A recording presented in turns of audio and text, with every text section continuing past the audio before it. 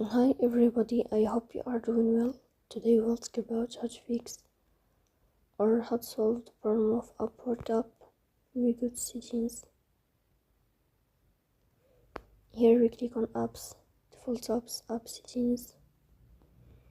Then we'll search about Upwork and we click here.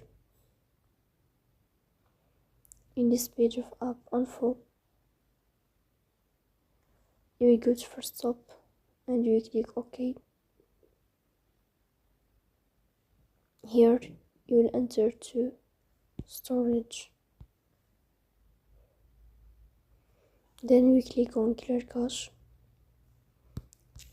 In the end you will turn off your phone and you will restart your phone again to fix that problem. So please don't forget to support us by like and subscribe. See you next time.